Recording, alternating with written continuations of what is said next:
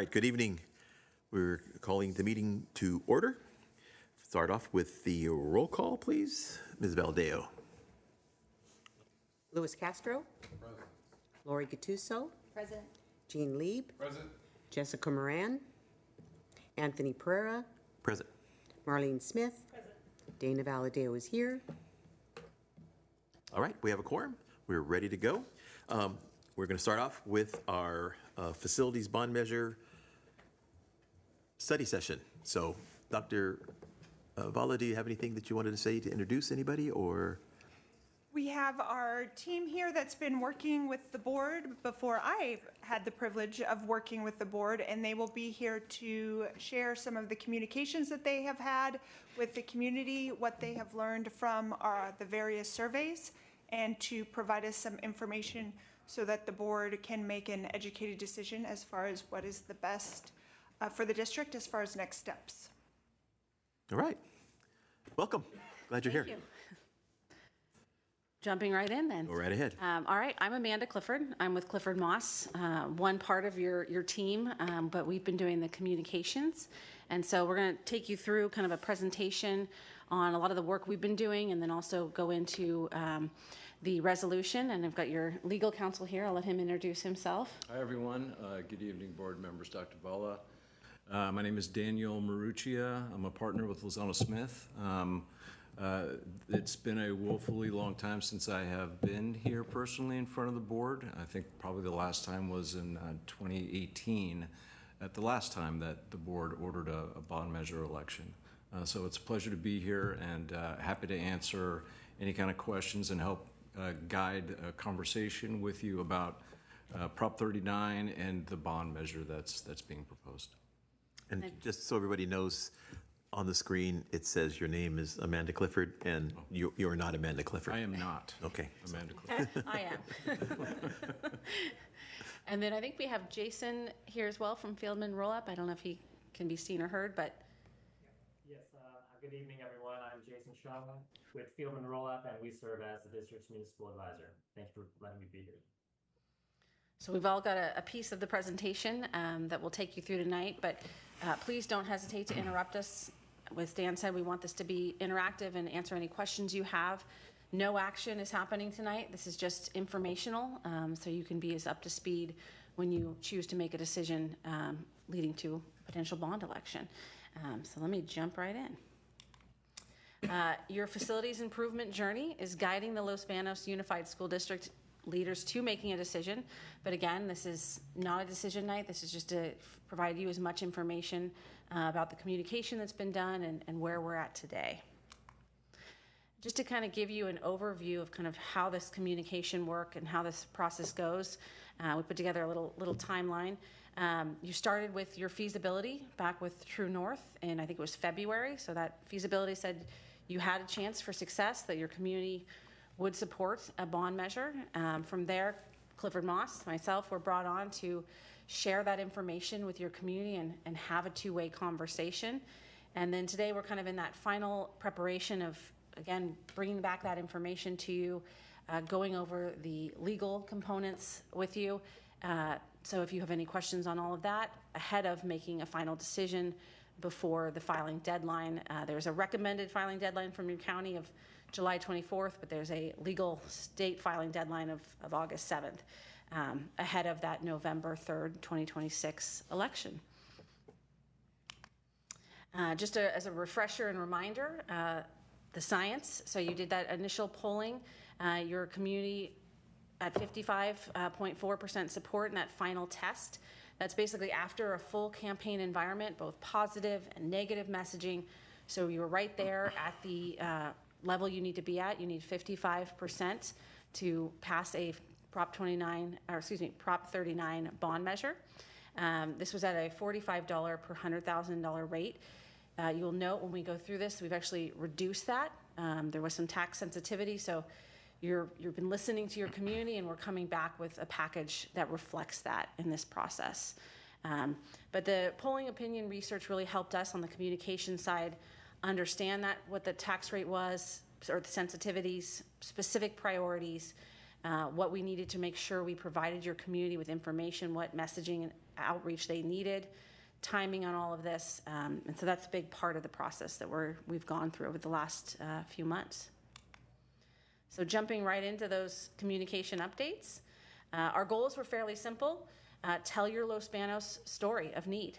You have facility needs, and there's a lot of things that need to be upgraded and improved upon, and a lot of your community doesn't know that. So, when we think about our parents and our teachers, people are connected to the district, they're very familiar with things, but the bulk of your voters may not have an idea. So getting information out to them and sharing your story of need, increasing interest in the Los Banos Unified School District, as I mentioned, raising basic awareness of your facility needs, and then also identifying any questions or concerns your community has. We wanted to make sure we understood early and how we could better address those in this process. So we started with conversations at your school sites. We talked to your faculty, your students, your staff in this process. That continued on kind of out in the broader community, trying to get out to your Los Banos residents, elected officials, civic leaders, labor leaders, business, and so forth. We would definitely encourage continuing that work if you choose to move forward and providing information beyond just the district. Some of the early listening and outreach, here's some tools that we had. We had for your interim superintendent, and now we'll update all of these materials as well if you choose to move forward for your new superintendent. Excited to have her on board, and these included kind of, again, opinion leader packets so we could share information with your principals and your staff in this process, a general fact sheet. Everything was provided on the website as well, so anyone from your community could go to the website and get these updates. We also did a direct mailer. This direct mailer had a two-way component. There was both a tear-off card as well as an online survey. So your community had an opportunity to share their input on facility needs, in addition to giving other comments or concerns that they had in this process. And that went out to all voters, so a little over 14,251 voters in the Los Banos community. And our surveys, we had 170 surveys completed. So a good number.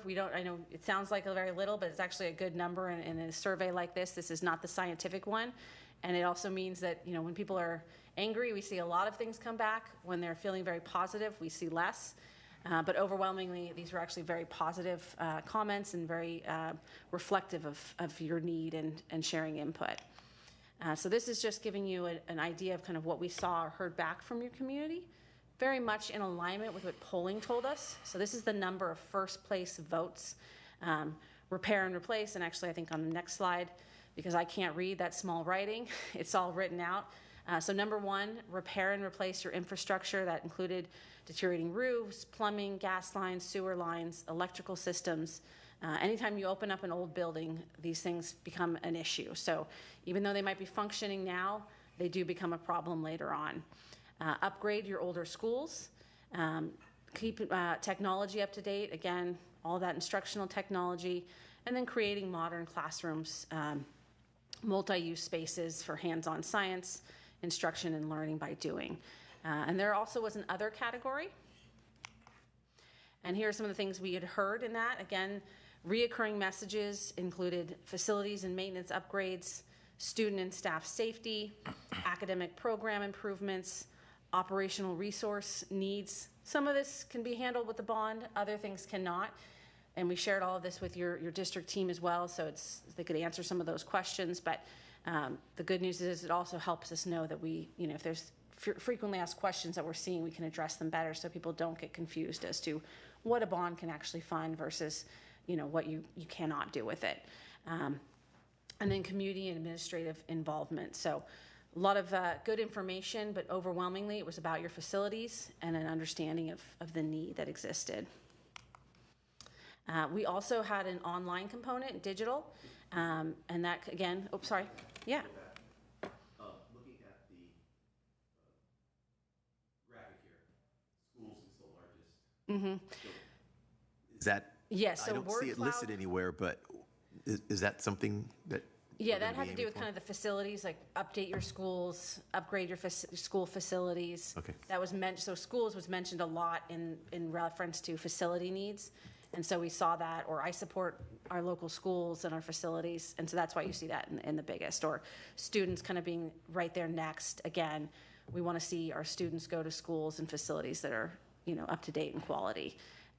So those are some of the comments we saw repeated. Yeah. Thank you. Thank you. No, absolutely. So again, the messaging, both digitally, was also, again, informed by the polling data and what your community told us they needed to understand. And so these were the digital ads that you might have seen out there. And this also had a two-way component. So there was an opportunity to take a survey, which took you directly to your website, where we also had the link there where they can get more information, a copy of the mailer if they accidentally dropped it in the recycling too soon. They could see it again and share their input with us. And one of the great things we saw on digital Meta, specifically, that's Facebook and Instagram, you had over 75,000 impressions, an exceptional click rate. So you had 6.3%. The market average for school districts is 0.9. So a great click rate for your community. They were looking at these things. They were going to your website. So even though they might not have been filling out the survey, they were getting informed in this process.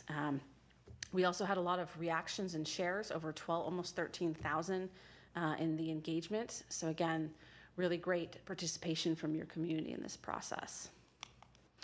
On the programmatic ads, and I apologize, depending on which PowerPoint presentation or PowerPoint year you have, some things have gotten a little skewed. But we had over 30,000 impressions in your programmatic ads. So if you're searching on Google and you happen to look at shoes, you suddenly start seeing ads for shoes. Here you'd see ads for Los Banos. So it was another great opportunity to share information. And then we also had a video component. This is a great way to actually get information out. So we had 9 testimonial videos featuring your Los Banos students, teachers, and staff. This included 2 8-second videos, 5 15-second videos, 1 30-second video, and 1 1-minute video. So a lot of great information was able to get out with these videos. People love to be able to watch these and get a little bit more information. Oops. Yeah, is the next one. So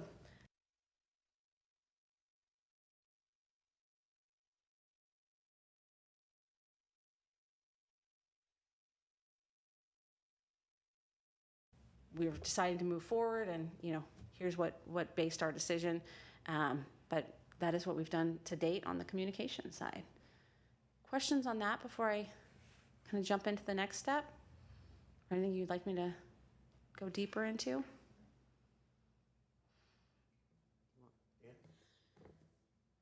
I know when we first decided to even start thinking of a bond, it really was because we're in desperate need of new elementary schools. Yeah. I didn't see that message. I didn't see that message coming through. Matter of fact, schools was one of the lower classroom. If I wanted to put a category in there, the classrooms was one of the lower things. So I don't want to deceive the public in any way, shape, or form, because really that's what we're in desperate need of, is a new school, two new elementary schools. And I just didn't see that message coming across. We really refer to it, a lot of times people, when they hear new, they don't love that. And so we talk about it in terms of upgrading classrooms, upgrading facilities, which encompasses kind of that new facilities. But we frame it slightly different, but it's not trying to be deceptive, but provide it in information in a way your community is more likely to receive it. But we can definitely work on, additional messaging if that was a concern for going forward. And I can add to that too, if you want. And to distinguish between what Amanda is now talking about, the district's communication efforts, or the communication efforts that's taking place with your community on behalf of the district, distinguishing that from the measure itself. And I will go over the measure and the projects that are currently on the draft. And I just wanted to assure you that it does call for new construction as well, in order to alleviate overcrowding. All right. Ms. Gattuso. So when you say are you talking about in the 75-word area? So I know you're getting to that, so I don't know if I'm going to be jumping the gun, but I think it isn't quite as clear about new schools. I understand your point, but people in the community know we're overcrowded in certain areas, grasslands areas being our number one. And so this year we're busing kids that are from that area to other schools. So if we can say that that's the plan, we're looking at land, we've got that kind of falling in line. I don't see any big issues with saying new schools. I know sometimes, I think what I've heard before when you've talked to us is that when you make a promise like that, you better come through, right? And so we all understand that, but I think if you kind of polled us, the majority probably would say that they'd want to make sure that new schools are, new is more prominent, I guess. Yeah, and I have to say, I don't remember that being a part of kind of the early discussions on the communication side with the team. And I know from polling, it wasn't specific about new school. There was overcrowding, and we mentioned that in our communications, and definitely, needing upgraded facilities and so forth. But, I will, as you think about communications going forward, and we're looking at, going into the resolution and the ballot language, this was what was tested and what we know resonated with your voters. If we start changing that too much, our risk goes up in terms of, are we still in that 55% and above support, or are we starting to drop? And we won't know that because we didn't test that, or you didn't test that with polling. So again, we don't know what that could do, but we want to be very clear with your community. We're not looking to deceive folks. And, as you mentioned, it's always a concern to say we're going to build a new school, and then we find out that the money we have is not enough. And then we promised this, and all we did was upgrade and improve the facilities we have. And so there's that balance of, wanting to make sure people know we have the capacity to build a new school if we have the funding, and grants come in, and there's, state matching funds and whatnot. We're able to do all these things, but we also want to be very careful not to overpromise and underdeliver, because that's where we run into problems of not being able to go out again. And as you went out, we were your team that you went out with in 2018 on the communication side. You're going out again. We're seeing that across the state with districts needing to go out multiple times. You're never going to be able to get everything in one. And I don't know the number off the top of my head, but your facilities needs are probably in the 400, 500, thousand or million to $1 billion. And we're talking about probably a $99 million bond. So that's part of our thought process in the communication. But, we're definitely open to a conversation about how we can improve the communication going forward. Ms. Valdeo. Well, right now I feel very disillusioned about not that disillusioned, but it's going to be hard for me to make that decision, because I really thought this bond was for building a new school. I mean, we talked about it, we made that decision, we knew we needed the money, we didn't have the money. So it's like, now you've done a survey, and when I saw the survey, I went, why is there nothing about new schools on here? I thought this was what this was all about. So I feel like our message was miscommunicated, because I don't know if everybody else was on the same page, but we really thought we were in desperate need of that school. And I know you say not overpromise, but I thought we said we had enough to at least do one. Not that so it was just, now we didn't do a survey, so we don't know if that's 55% over if people would be responsive When you to a say new school. survey, just to be clear, are you talking about the survey you did with True North in February, No, the ones, or the all the this stuff mailer? that you did, Okay. the mailing, because I remember when I first saw the mailing, and people were calling me up going, what's this mailing all about? And I didn't even really know what it was, and I'm looking at it going, well, I don't really know what it is either. I had to call and ask, because, in any ways did I not see, like, oh, this must be our survey we're doing for our bond. And I thought, oh, this is not the message I thought we were giving out. So I guess that's what I'm saying. It's hard to make a decision that we polled people and we said they would be in support 5%, but they're in support of things that I wasn't aware we were asking for. Understood. Yeah. Ms. Smith? For me, it's the growth that Los Banos is projecting. There's a lot of homes going to be built here, and you probably know that. And we need new schools. What they're projecting, we can't accommodate. I think a home buyer would appreciate knowing that there's new schools coming to the city.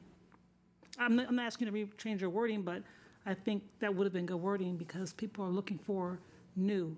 Los Banos doesn't offer a lot anyway, but they would love to have a new school. Everybody in town wants to send their kid to Grasslands. It's a new school, the newest school that we have. So I think the word new school would be better received by residents. Yeah, I think part of the choice here is, and Jason may want to weigh in on this as well, is there are limitations as to how much debt the district can have, outstanding at any one period of time, right? This is a 99 million. It's sized for a 99 million authority, right? That doesn't mean that you get it all at once. It would be issued in tranches. A new school, again, it can be accommodated, under the current draft of the measure, but just caution the board to think about how much that eats away at that authority as well. Schools are not cheap these days. Right. Unfortunately, they just keep getting more expensive. So there are some legal limitations as to really what you can do from a tax perspective, not overburdening the community in terms of property taxes. There are legal limits on how much you can do, both in terms of how much debt you can have outstanding at one time and what the tax rate is at any one time that would be required to service that debt. So I just offer that up. This is a workshop, and this is an opportunity for the board to ask all the questions and get responses, and think about these issues. Ultimately, the decision is yours on whether you want to promote in a more clear way new construction than it is already here, but just offer that up. Any other questions? Okay. All right. Well, as we've mentioned, tonight is a workshop to go over all of this. The action item is still to be determined, but ahead of that filing deadline, and as I mentioned, kind of some options there, so there's some wiggle room ahead of that election. So tonight, we're just here to discuss, and again, I think as Dan said, we can change this any way you want, but I'm going to be candid and make sure you understand your risk options, but we absolutely can communicate it any way you want. We try to communicate the way we were instructed initially, but we don't want you to deceive your community. That's not what we're about doing in any way. We want them to understand this process. All right. Okay. Again, Dan Maruccia, or Daniel Maruccia from Lozano Smith. Again, it's a pleasure to be with you here today. The district has Prop 39 general obligation bonds that are outstanding. We just issued the last tranche. I think it was last year. Myself and my law firm have been serving as your bond counsel for 12 years. I think our first superintendent was Steve Teachin, just to give you a sense of how long we've been doing this work for the district. I understand. I'm not gonna give you the ABCs of it because we've got some sophistication already. But Proposition 39 is one of two types of authorities to issue general obligation bonds. The traditional authority is a 2/3 bond, very, very difficult to pass. Same voter threshold as parcel taxes. So in 2000.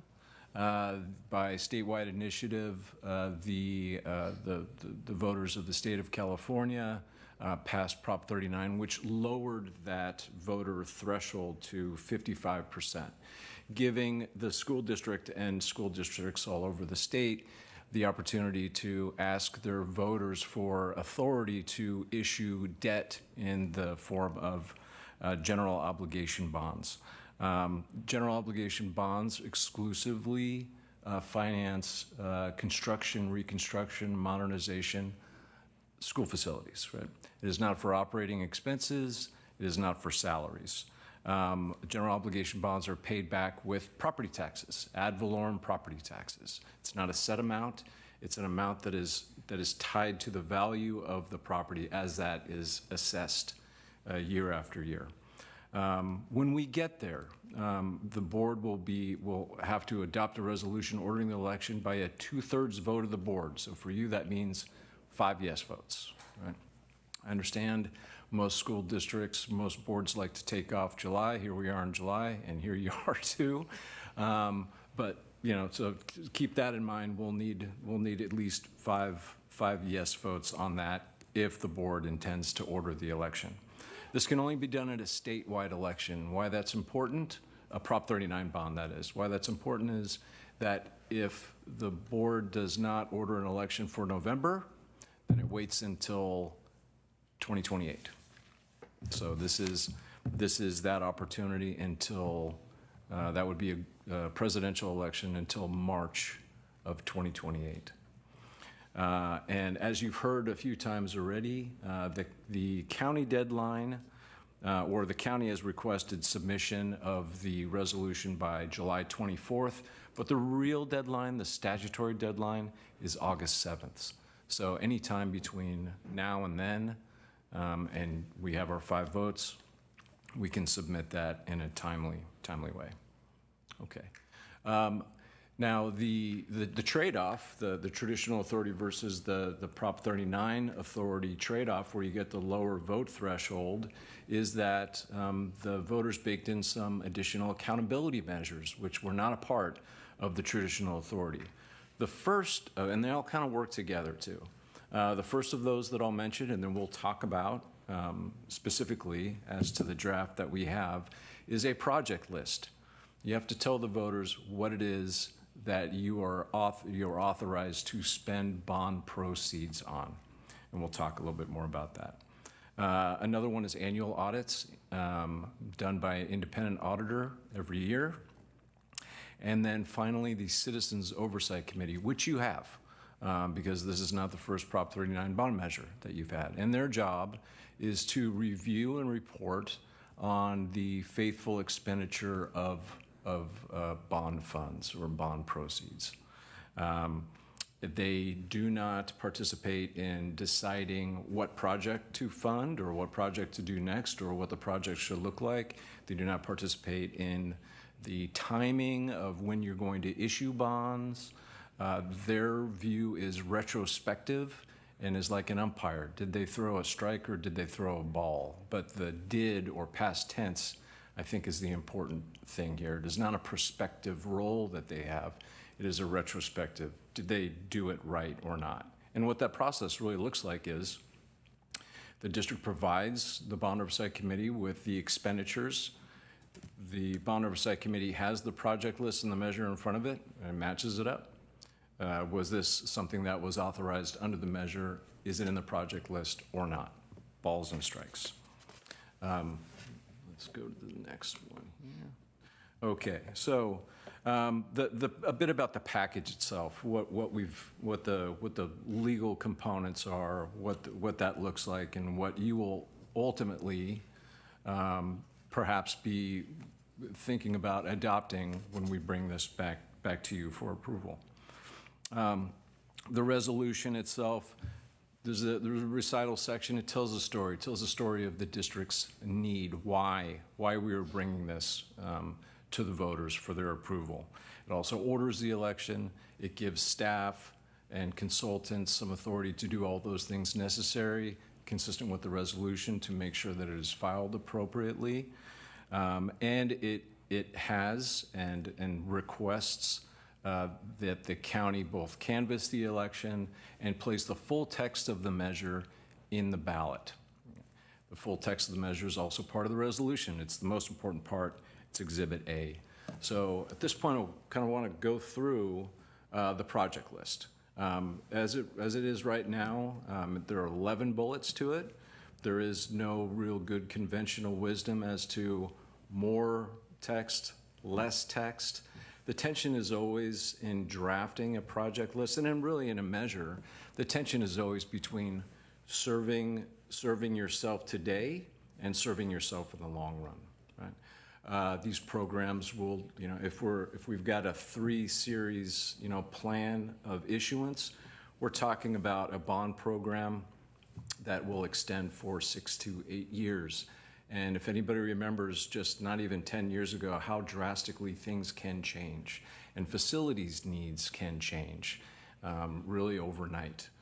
You did not find in project lists in 2018 ventilation systems and HVAC, not to the common level that you found, but afterwards you did, right? It was almost always there, and for a few cycles too. So the project list, and I'm just going to read you the exact things, and this is your opportunity to poke at it, add some things. You know, I will tell you though that what is on the project list is a reflection of what the community feedback was. So remove hazardous materials. You might even go back. I mean, could we go back on that slide from the feedback? This feedback, I think, and I pulled up the polling too because I wanted to go back and look at kind of, again, what was tested. So these were some of the first place votes here. But Good. So this is kind of a summary of the more specifics that we're finding or that we've put into the project list. So remove hazardous materials. Create, that's one. Another is create modern multi-use classrooms to support hands-on science instruction and learning by doing. Provide modern labs and career technical facilities and equipment. Repair and replace deteriorating building systems as needed.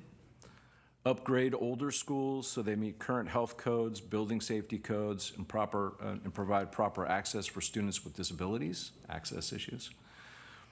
Maintain and modernize existing facilities. Very broadly, there is a lot of need with the district to modernize, repair, things like that.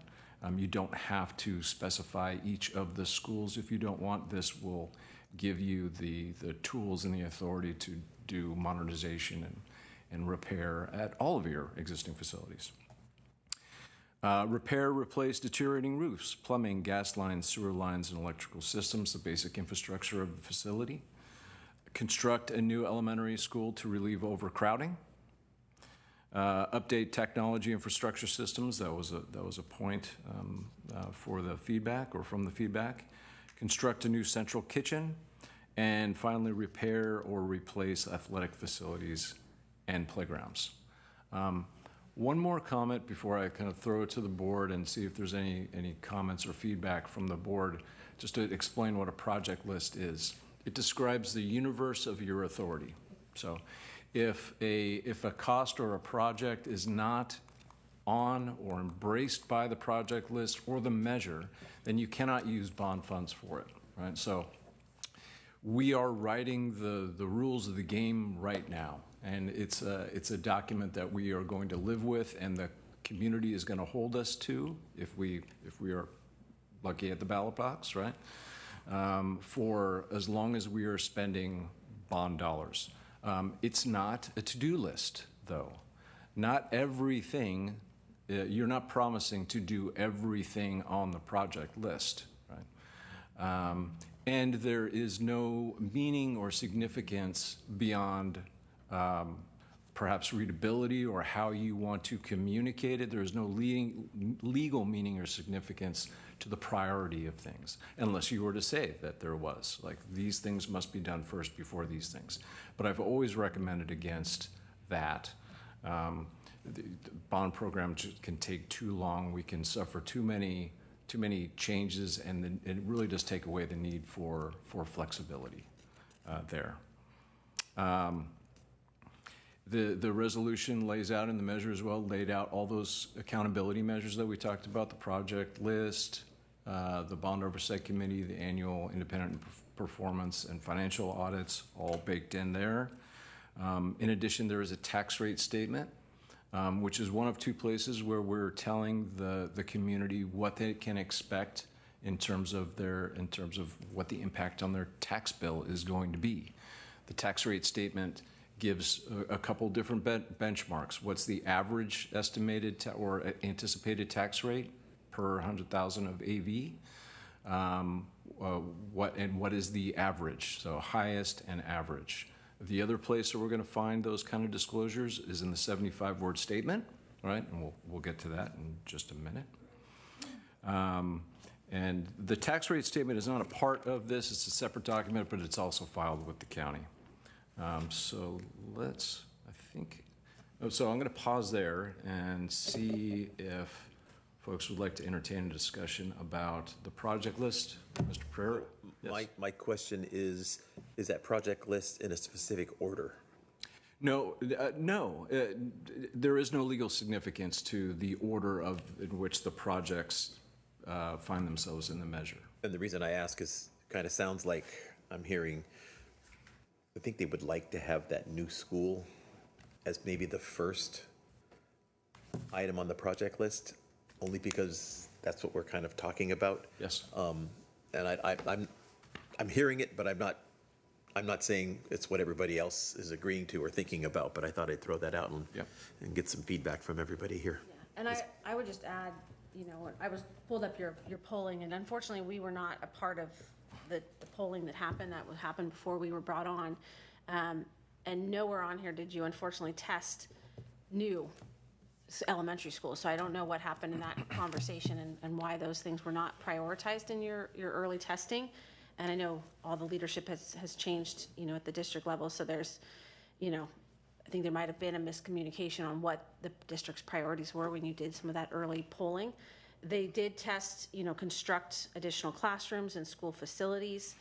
And then they did discuss overcrowding, which we did include in our mailer in terms of the overcrowding being an issue.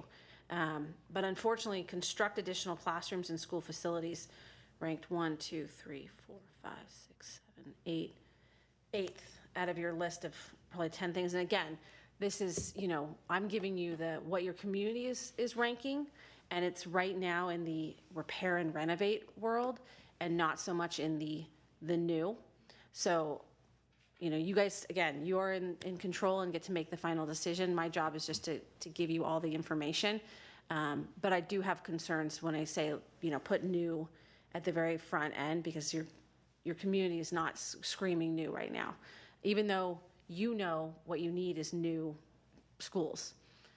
They're talking about let's repair and replace what we have. That doesn't mean you can't also do new and do that new school to address the overcrowding issue that they are concerned with. It's just how you frame it for your community in this, especially in this time when we're talking about, polling results that are at the 55 level. It's just something to think about, because what your community has been telling us from the data is they're concerned about, aging facilities. They're concerned about overcrowding. They want to see modern multi-use spaces. They want to see you upgrade your classrooms. But there's certain things that are just ranking, like, create a new central kitchen, even though that is vital to running healthy schools. It's at the bottom of the list because for community members right now, it's not a top priority as they think about their gas prices and their grocery bills. And so it's not that we're trying to deceive them, but we also want to talk about it in a way that they can understand it right now while also addressing the needs. So there's a balancing act here that, just to consider as you're making those decisions. Ms. Gattuso. I think that the communication between your company and us specifically was probably off, because I don't think maybe everything we had said might have gotten to you as well. So that's now it's hindsight, right? You've already done the survey, and we know that wasn't included in that. And it also wasn't one of the main choices that they could have chosen on the survey, correct? I think I went through it. There was nothing that said anything about. No, there was overcrowding was not one of the choices. It was discussed in kind of one of the quotes, but yeah, we based it off of your top kind of 5 messaging from the initial polling, and we're instructed that was completely appropriate in the communications. And so unfortunately it did not become, because had it been, communicated in that sense and what you're saying right now, I would have wanted to test it in multiple ways to see how do we best put that information out there for your community, because we absolutely want to make sure they understand what you need. Right. I don't know if there's some way, maybe not that it has to, because I totally understand where you're coming from and the way that the sample got their information. The survey went out. But is there maybe, that would be more of a question for you, as your 75-word ballot, it seems like just if there was a way to maybe tweak it just a little bit where school facilities maybe isn't quite, it's almost buried, and maybe somehow it's a little more prominent. I've tried, actually, I have ChatGPT'd it and, AI, this whole thing to see if there's a way to get that statement where that might come forward a little bit more. I think that, for me, that would even make me happier. And it's definitely going to be our message to the community afterwards, right? That's the big thing. Yeah, We've got the work to do from the time we, before it gets on the ballot, from now until, it actually gets voted on. So it's also going to be how we message everything as well. So if we're going to promote more new facilities and that's the choice we go, then that could be our burden as well, so. Was it specifically elementary facilities at your schools that you're talking about? Well, that's what we need now. Because I think, that would be, again, I defer to Dan on this, because I think we have in here construct classroom facilities to relieve overcrowding. Would it be better to be more specific and say construct elementary schools to relieve, Or even again, just schools. it increases it is your- yeah. elementary, but even if it had to be slightly broader, even if it was schools, but that is the issue at hand that we have, is the overcrowding, and we've got to secure the property we've been working on and getting this school started when we can. Yeah. Correct? As they said, once we, I'm sorry, I'm not next. There's a lot that we can do within the measure itself, right? Without concern that we are tweaking the 75-word statement in such a way that it no longer reflects the feedback, from the community. So, for example, to Mr. Pereira's question, can we prioritize, or can we highlight? Yes, there's any number of ways that we can do that in the bond measure itself, and the bond measure is going to be in the ballot. Right? That said, it's important to note, and you've probably said this 100 times. I know I've said this 100 times. The 75-word statement really takes up the most space. Is for such a small space, it takes up the most space in the minds of the voter. That's what they see. They don't often look at the full text of the measure, even though it becomes a very important tool for us and for staff for many years. They're often, I don't want to step on into your realm here, but in my observation, it's the decision is made on the 75 words here. So to your question, I'm curious. We have and construct classrooms / facilities to relieve overcrowding, and you seem to. What I got from you is that it didn't say schools, and it should say schools. Facilities may be a little bit too generic, for example, right? Is that am I reading that? Reading you? I'm okay with school facilities. I think I would probably rather it the other way, like you said, like build new, the new schools. I understand what school facilities means. I don't know if everybody understands that's what we're kind of looking at. So it's the statement where it's at in the 75 words, for a lack of a better term, seems to be buried when that's more of what our focus is. Does that kind of That make makes sense. Okay. Yes, I was actually looking for a really a specific tweak that I could suggest. But really, it's more about your comment is put it higher. Yeah, and you'd probably have to get input from others because they probably want, new schools on there. So, yeah. All right, Ms. Smith? I might be a little late hearing the most updated information, but there's a lot of construction going on throughout Las Vegas right now.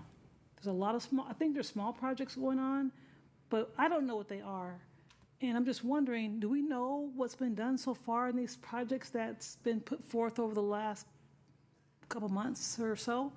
Because I'm wondering, when they put together this needs assessment, were any of the current projects now, are they being met with the way it's kind of happened over the last few months for us?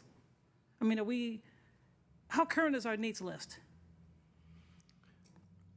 Yeah, In my understanding, Right. they were working on it as we were kind of doing this. They were Right. still addressing the needs list as we were Right. going out for some of So there's a lot of projects going on right now, kind of?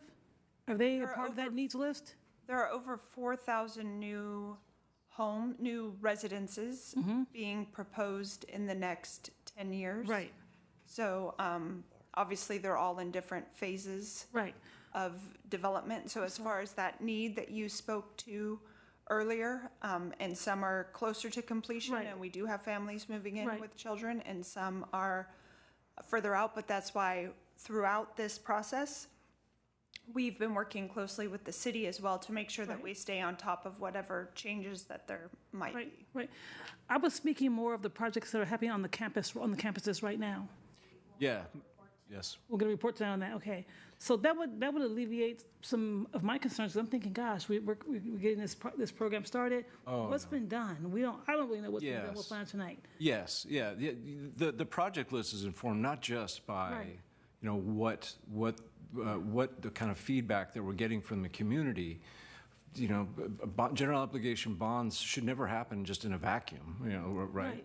As a matter of fact, under tax code, when you issue bonds, you've got a limited window to spend that money. You don't get to just hold it for when you need it.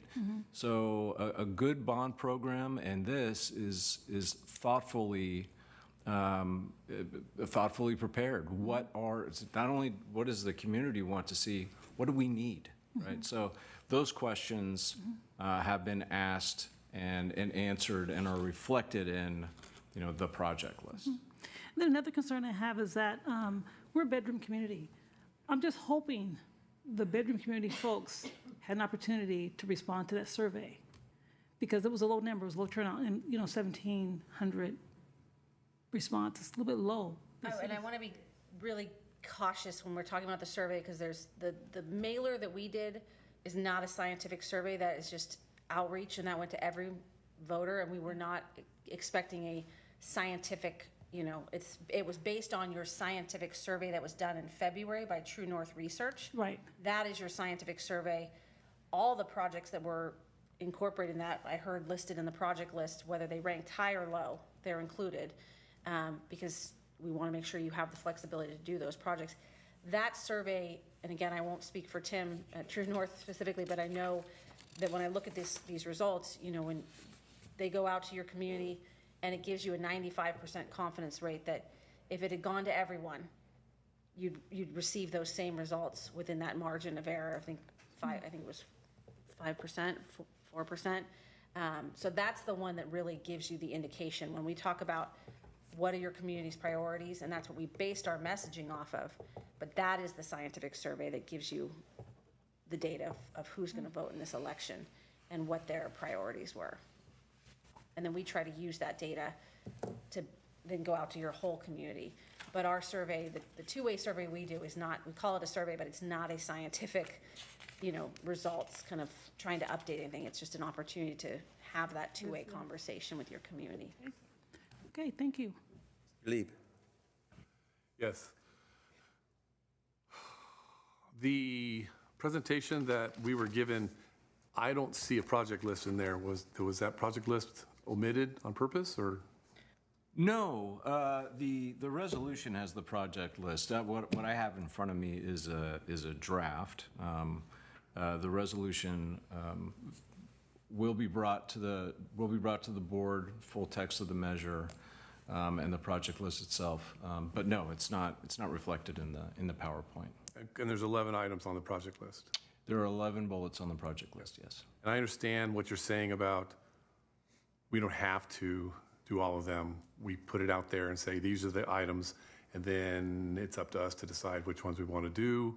If we do all of them, we do a couple of them, we do 3 or 4, whatever, it's up to us. Exclusively up to you. And the public knows and will be told in writing that there's no guarantee that all 11 will be done.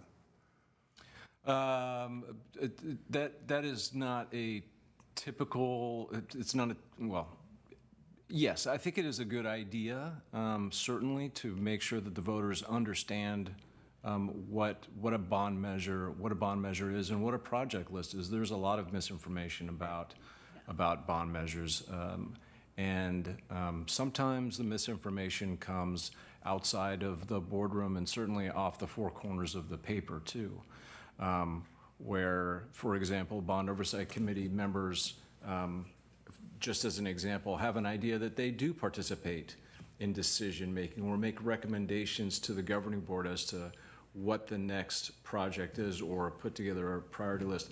I do orientations for brand new bond oversight committees, and a lot of 90% of my purpose there is so that folks understand what is the role and then what isn't the role. And those, over the course of years, that can still be conflated, and there can be something we like to call mission creep, right? But yes, I mean, the clear of a message that you can give to the voters, if you do adopt a resolution ordering the election for the ensuing months, the better. Better today, and certainly better in 4 years. So when a person at home receives their ballot, their sample ballot, in there will be the project list. Yes, it should, and we request, as we have a right to, the district requests that the full text of the ballot measure appear in the ballot materials. So yes. And in that documentation, the document that they get at home will be verbiage saying that this is a list of the projects that can be used with Prop 39 money, yes, but doesn't necessarily mean that they all will be done. It will not say that. Because what my fear is that human nature is, if you tell someone, you give someone a list of items and you say, pass this bond and here are the items that we could do, they don't see the word could. I'm wrong. That statement is in there. Okay. And I'll read it to you. So just to quell your concern. Approval of this bond measure does not guarantee that the proposed projects in the Los Banos Unified School District that is subject to bonds under this measure will be funded beyond the local revenues generated by this bond measure. The district's proposal for certain of the projects assumes the receipt of matching funds, which are subject to appropriation by the legislature. So there is that disclaimer. We're being clear that this is not a to-do list. There's not a promise that all of these things. And most measures, I think what most well-crafted measures are, to some small degree aspirational, right? Just because things change. Right. We don't know. So we want to make sure that the universe of things that we can do are broad enough. And I think your concern is valid, even with that in there. People will get confused. They think you said you were going to do all these things, and that's why we talk about a smaller list. We would definitely not recommend saying we're going to build 5 new schools, because you might only build what you want to put in that project list, what you think you absolutely could do, and what you would potentially want to do if there's a fire or if a roof suddenly caves in or some God forbid a pipe breaks. You have it built into your language that you can address that pipe issue.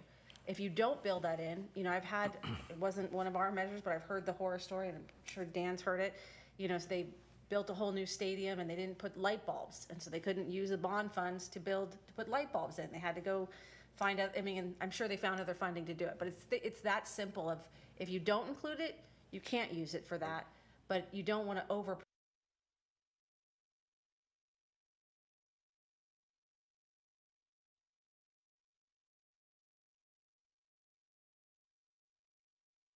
My opinion is that there was some miscommunication, because a new elementary school was on my list from day one, and I communicated that with everyone in the district office that I spoke with, so they all knew, and still this is what we get.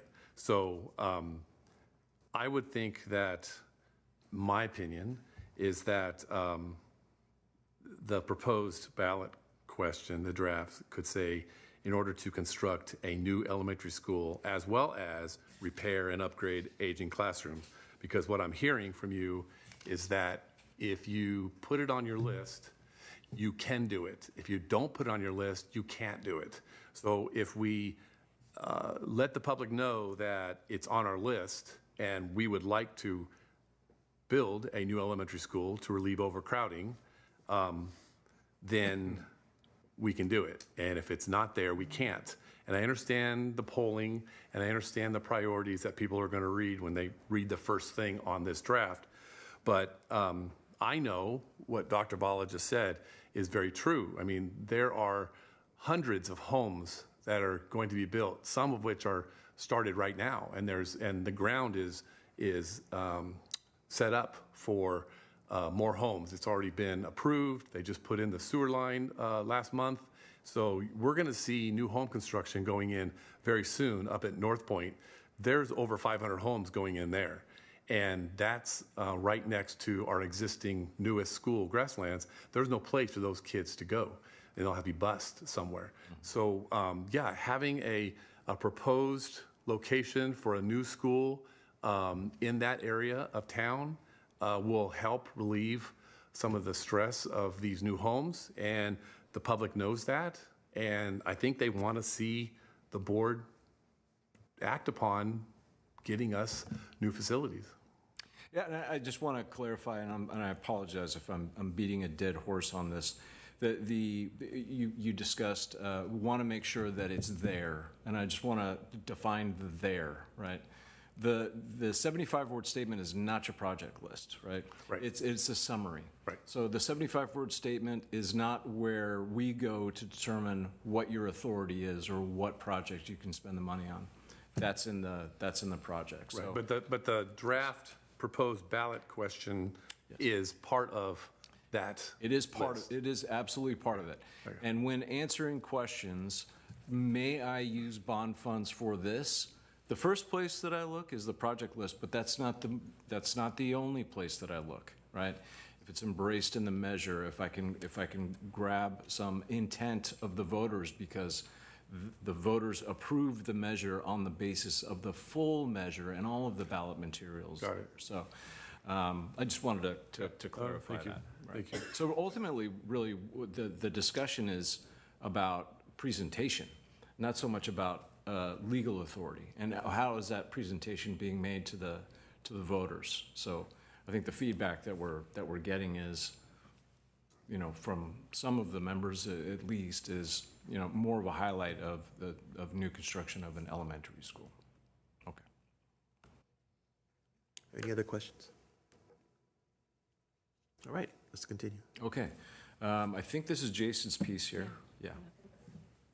Great, thank you, Dan. And on this slide is the projection of the proposed $99 million authorization that would limit the annual cost to no more than $32 per 100,000 of assessed value for each homeowner. And it follows a very typical issuance schedule of 4 to 5 separate bond draws of around $20 million each. And these are spread out over a period of every 3 to 4 years. And this is a similar approach to how the district's previous Measure K and Measure X bond programs were structured. And spacing out these bond sales is done intentionally for 2 reasons. One that Dan touched on is the district must follow tax-exempt spend-down requirements of being able to spend down at least 85% of your proceeds within 3 years. So there's a natural break point between when the district will likely need to go out and sell bonds again. And reason 2 is that splitting up your bond sales every few years allows the district to monitor how your assessed value growth changes from year to year. And that allows you to recalibrate your assumptions, potentially sell bonds on a quicker timeline before you sell your next series. And so these charts are just a projection of how quickly that $99 million can be accessed. And this schedule can certainly be tweaked to the future depending on the district's needs and timing. The only things that cannot be changed if the bond passes is that overall $99 million authorization amount and the $32 maximum tax rate.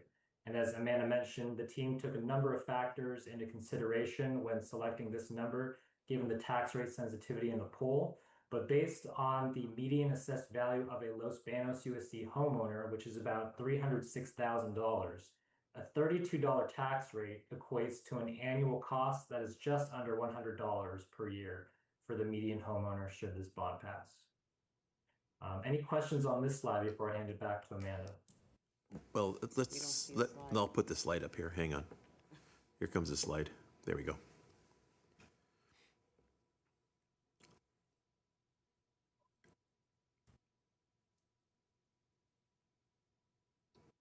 Any questions on the slide?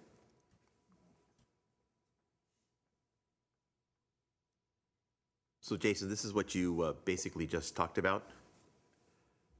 Is Jason, That's correct. Jason still on? Yes, I am. Oh, okay. So you're looking at issue dated 27, 31, 34, 37, and 42, is that correct? Correct. So this is initially a 15-year bond program, but again, we have some conservative measures built in. We're only assuming about 4.5% growth in assessed value per year. Historically, your district has averaged north of 6.5% going back over 25 plus years. So you have a very long track record of strong growth. Should you continue that similar pace, you are able to accelerate these bond sales on a quicker timeline, like I mentioned earlier. Questions, anybody? No questions? All right. Next up. Thank you. And then finally, for those that have been through a bond or a bond measure or partial tax measure before, just want to point out that there are limitations on your ability to, and the district's ability to advocate, to enter into the political arena. The district may not use district resources. That is a very, very broadly meant term. Everything from a paperclip to a desk to staff time, using phones for urging the support of the measure. A independent campaign can do that, and you can also do that, but not the district cannot do that, right? So we don't check our First Amendment rights at the door. But the district is limited as an agency doing the public's work with the public's money, and the legislature prohibits that money being used to advocate for a political result, right? Even if it is for the benefit of the public, after all. In addition, relatively new, board members in particular may not solicit or receive political campaign contributions for the campaign.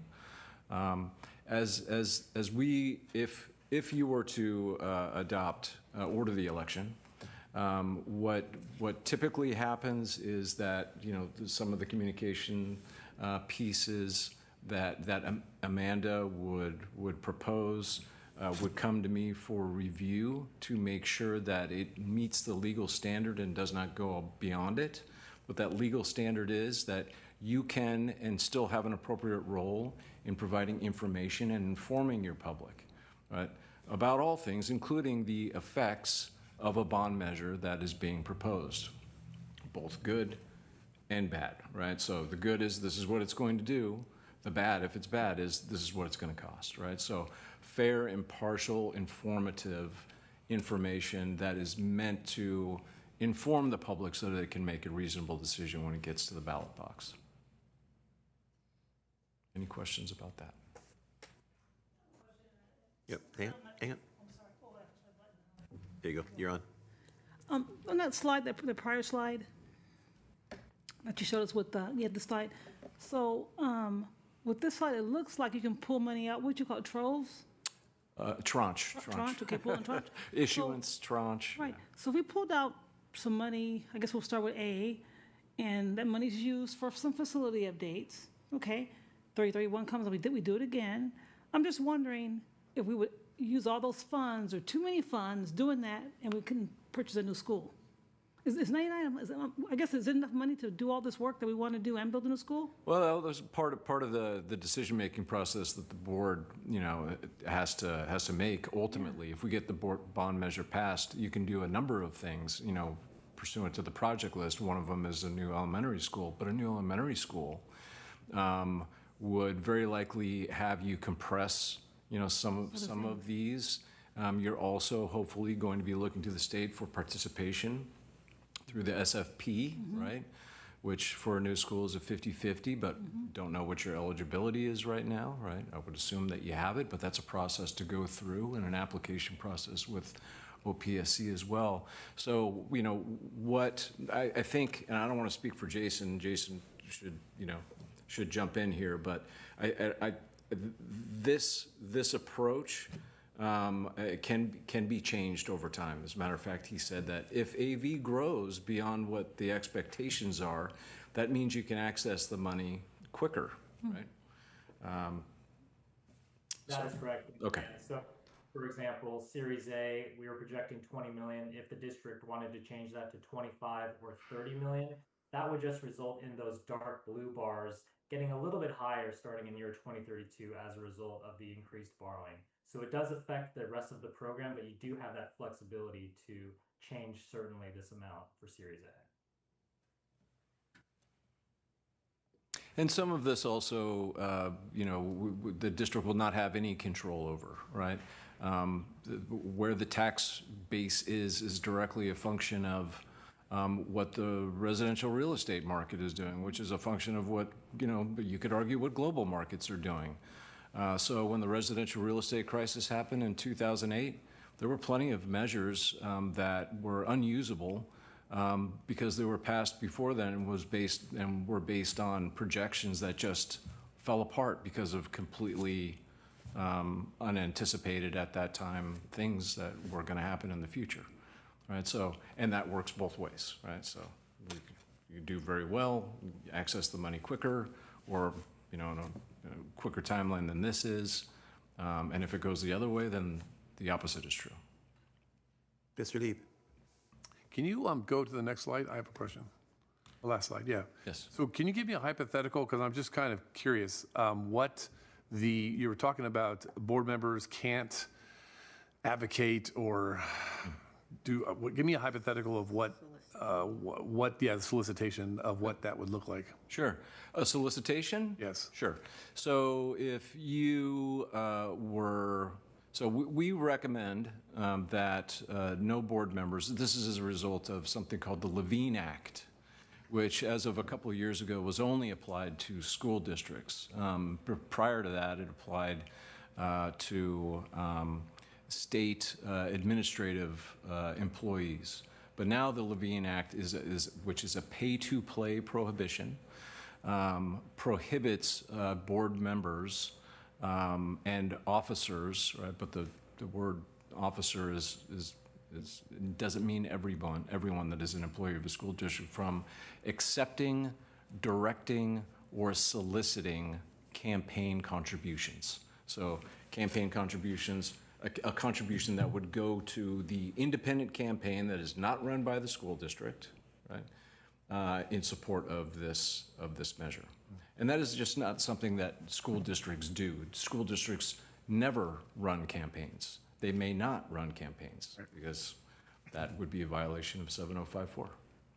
So if you were to, if you said, you know what, the independent campaign is over here, they're doing great work, and I want to be involved. In prior years, you could serve as, chairperson of the campaign, right? And solicit funds in order to put out campaign advocacy materials, not anything like what the district would be doing in terms of informational. Now you can't do that. Okay. Okay. Is that? I sort of understand what you're saying, so. Okay. For example, you could volunteer. You have the legal right to volunteer for the campaign, but you wouldn't be the one asking for donations Yes, on behalf of the campaign. So your volunteer effort might be, you could call and phone bank, in support of the measure, or walking door to door, sharing information and materials that the campaign has produced, but you didn't, in your time, even as a volunteer, call vendors who might donate to an independent campaign. You don't make that call. Gotcha. So there's, yeah. Okay. And the other question is, and again, this is hypothetical, and let's say hypothetically a school costs $40 million and the bond passes and we get 20 million, like first, but we have to wait for the next 20 million. But we need 40 million. And I understand the state matching and all that stuff, but I'm just saying, in the event that we don't have all of it and we only have 20 million, isn't there a way you can borrow against that money?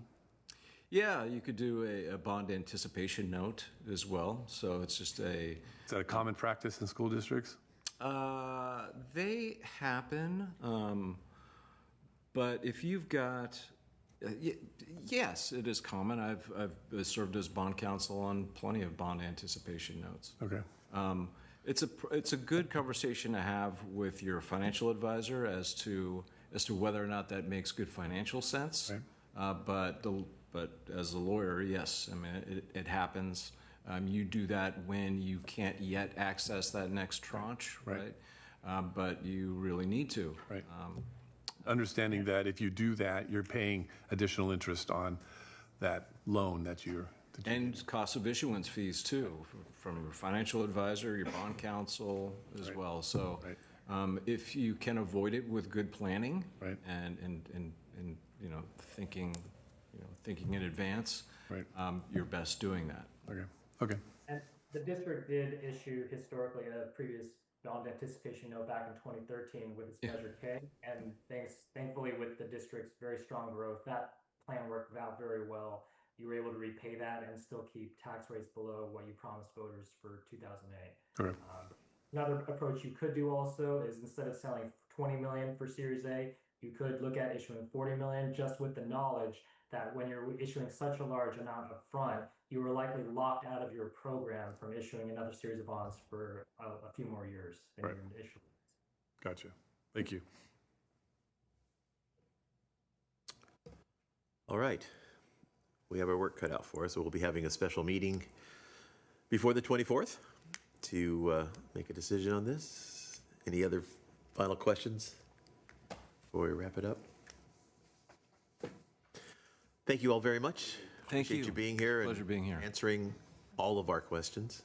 I'm sure there'll be more, but Good. we got that covered. Prepared. Yes.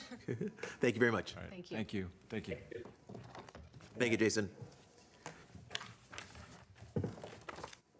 All right. Well, we have 10 minutes. I don't think we have time to do closed session, right?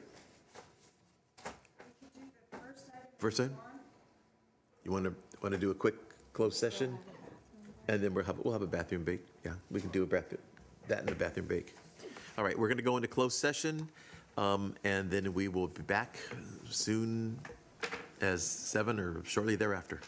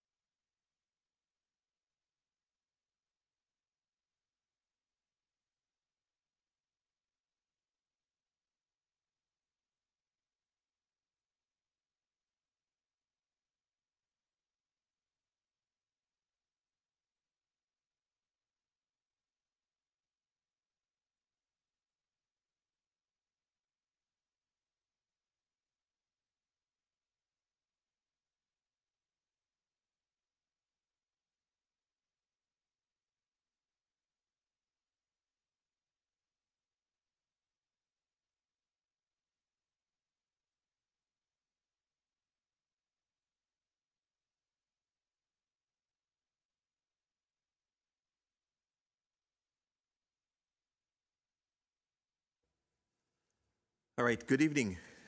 Sorry, we're returning from closed session a little late, but we are now going to open up the regular meeting, and we're going to start with the Pledge of Allegiance. Let's see. Mr. Mraz, would you lead us in the pledge, please? I pledge allegiance to the flag of the United States of America and to the republic for which it stands, one nation, under God, indivisible, with liberty and justice for all.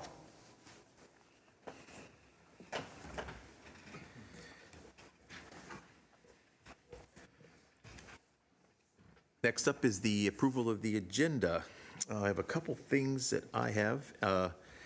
On the agenda, we have the name of, and under roll call of board members, we have the name of our student rep who is on summer vacation. So that student rep, Ileana Medina, is not here, and she should not have been on the agenda tonight. So we're going to make that correction. And also, we're going to pull item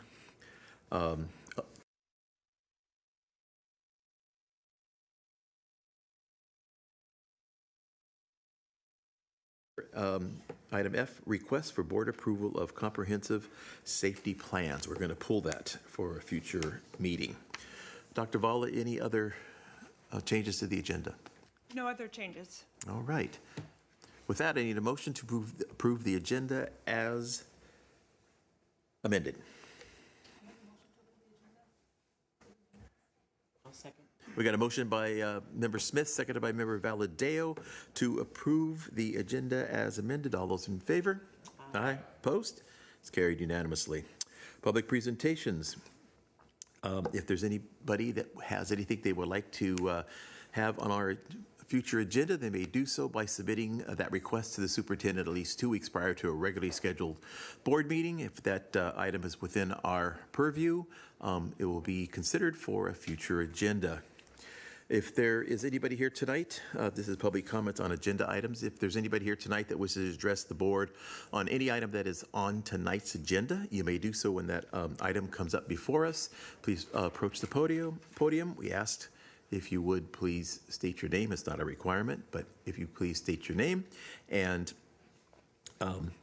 you'll have 3 minutes to address that agenda item. If there are multiple speakers on the agenda item, you'll have 20 minutes for comments on an agenda item. Next up is general public comments. And under general public comments, that is anything that anybody would like to bring before the board that is within our purview. You may, and it's not on our agenda, you may address the board. And again, you'll have 3 minutes to speak. If there's multiple speakers on that non-agenda item, it's still 3 minutes for a non-agenda item. And with that, is there anybody here that wishes to address the board? You may come forward now. All right, seeing no one come forward, we're going to move on to reports. California School Employees Association, is there anybody here tonight for a report? All right, seeing no one come forward, how about Los Banos Teachers Association? Anybody here for Los Banos Teachers Association? All right, no one here for, everybody's on vacation, good for them. All right, next item is our facilities report. Good evening, Ms. Monday. Good evening, board members. Here. Where's the? You want the clicker? What do I do? Click it? Oh. There it is. Okay. So I'm here to do the July 2026 facilities update. We couldn't present last time at Pacheco, so I wanted to, some of this stuff's a little bit old, but I wanted to make sure I had it here. So we have some celebrations, ribbon cuttings. Thank you for the pictures. Trustee Lieb shared those with us. So Early Education Center, we have a video, a time-lapse video. It does have some music, but I guess the music doesn't sound on right now. So we're going to play that. This is over the whole project of starting there with our, I'm not going to narrate it for you. It was better when it had the music, but we'll see how it progresses as we go.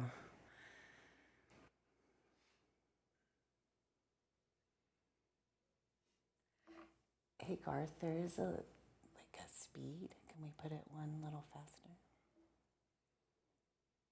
Like where it says 1 times down there.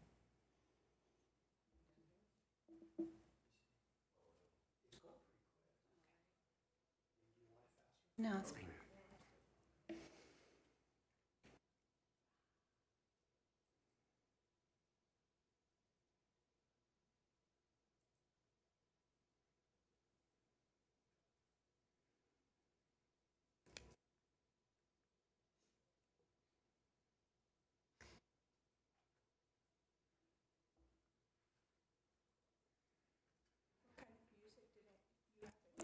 It was just some like do. I could sing for you guys, but I don't really want to. I don't have a good voice. Oh, we want you to sing. But it was just some like, made it like do, like every time it changed, it was some good music, but it's a good progression of showing how, how the site came along. It was obviously a long time, right? We had some weather issues and some challenges, but all in all, it came along quite nicely, and obviously the kids are there now and using it, and it's a great site. So we're still under warranty period for the front grass right now, and the signal, it's missing a component to sync it to the grasslands, to the place and be light. So, but those are the last 2 things to do, but. Maybe we'll show that. I'll send that to you guys with the music so you guys can actually see it. Okay, so let's go. Next celebration was back. Oh, here we go. So Volta, we had Volta ribbon cutting. Their bell was the original bell from the school in 1850, I believe. It still works. We rang it when we were out there. They have some nice plaques talking about their time capsule and putting it in there. They had the kids there from their LEAP program that day. So then we'll move on to the high school modernization project. So this is our new attendance office. As you can see, it's coming along very nicely. They're working on the inside, getting all the finish work complete, electrical, low voltage, door hardware in. Windows and doors are in. They're getting ready to pour the concrete around the building. That'll be next week. And the big thing is to get the power to the building so then it comes alive and we can get all that stuff up and running. So that is the new attendance building. Some of the, we're calling it summer work that they're doing right now. So they've painted all the portables. We've had to make some repairs. I'll show you some of in the next slide, some of the rot we found. The picture on the right-hand side in the top where they've got those holes, that is for our golf cart charging area shade structure. So they're working on that. That's back near the staff parking lot. All the pictures down on the bottom are K-wing re-roofing right now that's underway. And then they're putting up some of the wall metal panels on H-wing and also continue to work inside those classrooms in H-wing. So when you were talking about working on the portables at the high school and finding stuff, did you cover all the holes where the cats live? Yes, we did. We got the cats out. I'm going to say that really loudly. We got the kittens out, and then we closed them up. Good, because they spend a lot of time in my backyard. You probably have a few more now that we kicked them out. Yeah, we'll be talking about that. I can't help you with that. They're off the campus. No, we don't have. Yeah, No we have skunks, skunks along the just fence the once in a while. So this is the ugly of it all. So as you can see on the left-hand side there, that column, it's a structural column. It actually holds up the walkway. As you can see, once we took away the brick, how that is deteriorated. So we are going to be working on getting those replaced. There was one actually that had a crack. I literally went up and grabbed it and pulled it apart. So that's how delicate things are there. Once we start tearing it up, it just kind of starts crumbling. The picture over to the right, as you can see, that beam is not attached in any way at the top to anything. And down the picture to the left of that is the bottom of that beam. So you can grab that and you can wiggle it, and there's nothing to nail to or put plaster on or anything. So these are just some of the challenges that we're having there, finding there. So we'll be talking a little bit later about some other things and how to fix those. So this is mostly the quad area right now. They are working on all the electrical and plumbing underground for the quad area. We're also working on putting shade structures, so we have to drill the shade structure holes before we put the flat work around. So it's kind of collaboration between those two contractors. And then the pictures on the bottom, the two on the right, or the locker room. So that's the girls' locker room on the bottom, and that's the restroom in the girls' locker room. So we're working on getting that all fixed up and moving along. Okay, that's the high school. Okay, so Grasslands Elementary LEAP portables. The buildings were delivered. The ramps will be delivered next week. Our site work bids, which include electrical, low voltage, fire alarm, and some fencing. We're going to fence it so the kids can't get behind, right? So for line of sight, keep them safe. So that bid opens on July 15th. So we'll be bringing that to you to get that up and running, get going. So these buildings won't be ready for kids till about mid to late September, but they will be able to use them for next school year. Yes. Where are they going to be located? They are right where they're located. They are. So, right, that's the solar panels in the parking lot? So I'll walk over here. Okay, so that. Won't work on the screen. So this is the parking lot. Right. This is where MCOE Head Start is. This is behind there is their utility yard, and behind that is their gym. So this is the bus lane that comes along the front. So it's at it would be the south side of the campus. So it looks like it's on the playground. It's on the playground. Okay. It took up 2 of the basketball courts. They didn't have, they were playing pickleball there, so we're going to talk about replacing that for them. Can you believe it? I'm supposed to walk away from over here. Okay. So, PHS new turf baseball field. That project started on the 6th, which was Monday. They're working on capping and removing the irrigation. They delivered some of their big equipment. Demolition will be starting this week. Next week, we're going to clear, grub, and rough grade. The week of the 20th, we're going to start working on storm drain utilities, and on the week of the 27th, electrical infrastructure. So the big picture in the middle is what we look like now. To the right, up on the top, is a rendering of what we are going to look like one day.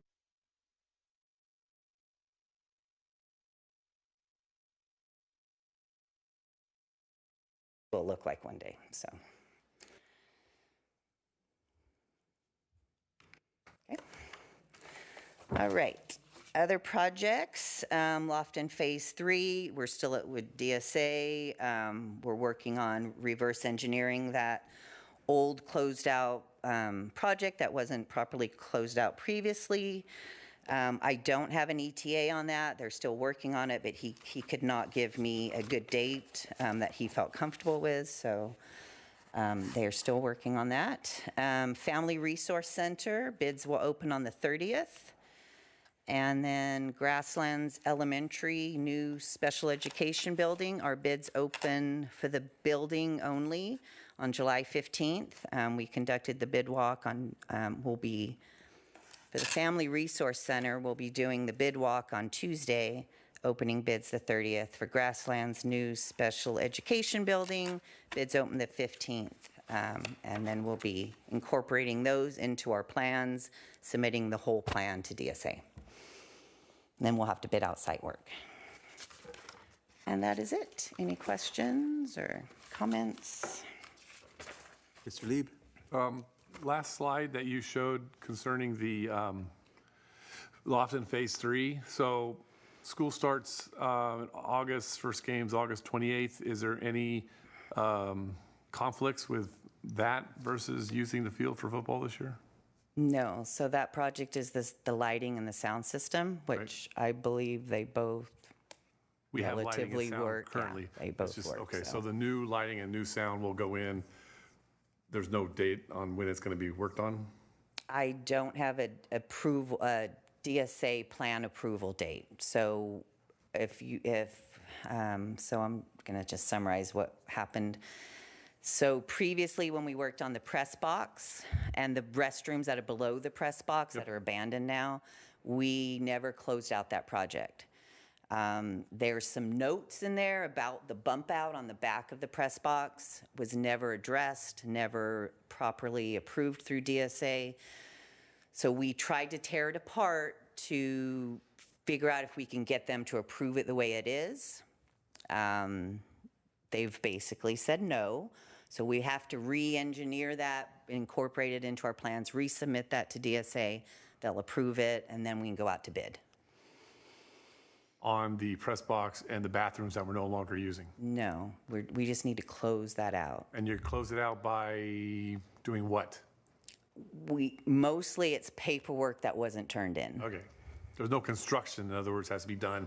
for They did DSA. construction on that bump out, did not provide the proper closeout documentation to DSA. So DSA views that as an uncompliant piece of the puzzle. We're going to have to tear that off in our loft in phase 3 project. We will tear that off, rebuild it, and then it's compliant. Gotcha. But they will not go back and say, yes, we'll accept that. And that's what we were trying to get them to do, and they would not. So, Okay. Crazy. but, yeah, I have a meeting next week with that architect again, so I will keep pressuring him on when they think they'll have those new plans. But right now, last time he told me he did not have an ETA, and I'd rather him tell me that than some lie. So, or and I don't say lie, but something that's not truthful. So, All right. you're welcome. Any other questions? All right. Thank you very much. Thank you. All right, next item is the community schools report, and we are not going to have the report tonight. Ms. Wheeler is not available to be here this evening. And next up is the superintendent's report. Dr. Bala. Well, as you saw from Ms. Monday's report, our facilities crew is our entire MOT department, IS and fiscal, all of that side of the house is working incredibly hard to get things improved for our students before they come back. So while our teaching staff is enjoying a much deserved vacation, this is when all of the other side of the house really kicks into high gear. So our custodial staff, our grounds crew, they are working on making sure that our campuses are as beautiful and appropriate for our students as possible, while they can do the big ticket work and not disturb students in their education. Our IS department is working on also upgrades and making sure that all of our sites have what they need for a strong start to the school year and that we have the appropriate technology. So when you do see those individuals, many people will ask, oh, how's your summer going? They're exhausted because this is their busiest time of year and they're working incredibly hard. So a shout out to Ms. Monday, Mr. Ruiz, to Mr. Gomes, to Mr. Taylor is also he's already working on busing schedules for all of our buses. You may not see the buses driving around, but our drivers are busy waxing the buses and doing required maintenance. You may not know, but a school bus must be a vibrant yellow in order for the CHP to sign off every year, and they check just how yellow our yellow school buses are. So this is one of those items that happens during the summer. So a shout out to all of them and to all of their staff for the incredibly hard work that they are doing during the summer. And I hope the other side of the house, our teaching staff and our administrators at our campuses are enjoying some, again, much deserved R&R, and they're going to come back to some beautiful campuses with things that are working even better than when they left. All right, thank you. On to board member reports. Mr. Lee, why don't you give us a start off tonight? Okay. So there were a few things that I've been following. There's a lot of activities going on during the summer with all of our students, and even though school's not in session, it's wonderful to see. When I attended the North-South All-Star football game, we have students participating in the Lion King Jr. musical at the thanks to the Los Banos Arts Council. The Little League games are being played right now. In fact, they played one last night. If anyone's gone to the Grasslands Educational Center on Henry Miller Road, I think it's a gem that people don't understand. It's a classroom where students, parents, grandparents can all show up, and the Grasslands people teach the kids about the environment, and they do what's called a wade and walk. So they put everyone in waders, and then you walk in the ponds, and you don't fall, I hope, and you get to see all the wildlife and everything, the birds, and it's really cool out there. So if you go down Henry Miller, make a right, or go down Mercy Springs, make a right on Henry Miller, it's like a quarter of a mile, and it's right there on your left. So every Saturday they have these programs out there, and as well as programs go, there's also programs happening at our county library in town that I don't think people know all about. They just had 2 weeks ago, we had a gentleman here who had a whole slew of reptiles, snakes, and the place was packed with kids, and they were, he allowed them to touch the snakes, and the expression on the faces were incredible. And he apparently does this all over the Central Valley. 2 weeks later, they had a small animal gentleman come, and he had wild animals and raccoons, and he was showing them off as well. So our county library is really doing a lot with the students over the summer. I want to give a special thanks to Pacheco High varsity football coach Jeremy Seemiller. Again, this year he put on his free youth football camp, and it's really low key. Any child can show up, boys and girls, and they go through the process of movement, arms and legs, and how to move on the field, catching and throwing balls, and it's all free, and it's all volunteers that run that program, as well as the youth basketball, volleyball, and tennis camps. Sports has become a year-round activity, and so hats off to all these coaches that are out there really trying to compete in the sports world once school starts. And lastly, I want to thank Maribel Garcia. She's the executive director of the Los Banos Downtown Association for presenting the annual 4th of July celebration at the Henry Miller Plaza on July 4th. There were tons of people out there with their families enjoying the music and the food and the fireworks. I don't think the public understands that, you know, you go to this event on 4th of July and you get to walk around and see the fireworks, but you don't understand that there's a huge job involved in setting all this up behind the scenes before the 4th of July, and she's it. So she has some volunteers, but every year she puts it on, and it's wonderful to be able to celebrate 250 years this year with the 4th of July. So, and that's my report. Thank you. Okay. Thank you. Mr. Castro. I have no report this evening, thank you. All right. Ms. Smith. Report this evening. All right. Ms. Valadeo. I have no report this evening. Oh, say it again. I couldn't get your mic No, on. I have no report this evening. Takes a while to get the mics going here. All right, Ms. Gattuso, hang on. Oh, there we go.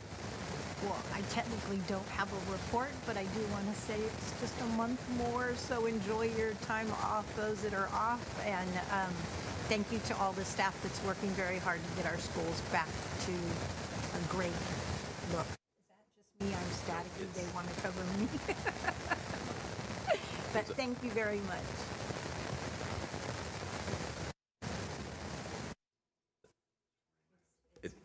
It's your mic. Yeah, okay. there was another mic that we were having problems with earlier this afternoon. We were going through the system. All right, my report, I really don't have a report except tonight is kind of our maiden voyage here in the renewed City Council chambers. So we're working with a new system, and hopefully I'm pushing the right buttons and make everything work.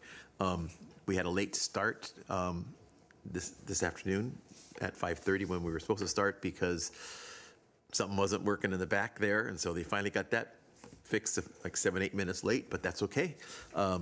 So we're working with all that, plus the board is working with a new agenda system on our iPads now. We don't have paper. We're going paperless, so we're dealing with that. So if something happens, we're working on it. So we're trying to get this all, trying to get the bugs out. So hopefully we'll get all the bugs out and we'll be up and running very smoothly in the coming months. But right now we're, like I said, on our maiden voyage, and we may be skipping along here and but we're making it work. So with that, on to new business, and we're going to start off with a maintenance report. Mr. Reese.